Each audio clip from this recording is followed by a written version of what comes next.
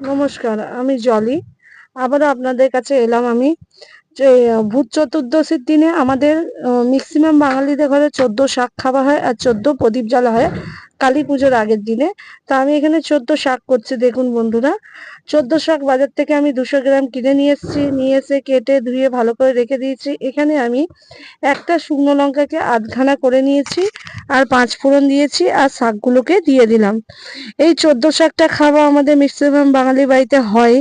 তো সেই জন্য আমার একটু ভিডিওটা ছাড়তে আমি কালী পুজোর দিনে ছাড়ছি।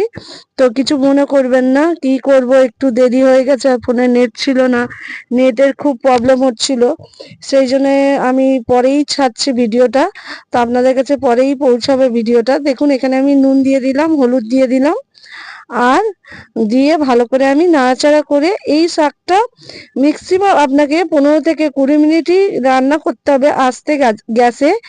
আর আপনাকে ঢাকনা বন্ধ করে করে রান্না করতে হবে। তো এই শাকটা বছরে একটা দিন খাই, খুব মজা হয় আর খুব ভালো লাগে খেতে। হ্যাঁ, তো আপনারাও বাড়িতে বানিয়ে খেয়েছেন অবশ্যই। তো খুবই ভালো লাগে, এইটা খুব সিম্পল একটা শাক। তো এখানে দেখুন আমি 1 চামচ চিনি দিয়ে দিলাম। এই শাকটা একটু মিষ্টি মিষ্টি বেশি ভালো লাগে। তো এখানে দেখুন নুন হলুদ দেওয়ার পরে, ঢাকনা দেওয়ার পরে কতটা জল বেরিয়েছে। জলের সাথে সাথে কিন্তু এর মধ্যে অর্ধেক সিদ্ধ হয়ে গেছে, সেটাও আমি আপনাদেরকে দেখাচ্ছি। দেখুন একটা শাক নিয়ে আমি দেখাচ্ছি, দেখুন কি সুন্দর গলে গেছে। আরো এই যতক্ষণ না জলটা শুকনো হবে ততক্ষণ আমি এটা নামাবো না। তো খুব সুন্দর লাগে। দেখুন আমি ঢাকনা চাপা দিয়ে দিয়েছি, আবারও আমি 5 মিনিট পর ঢাকনা খুলে দেখছি।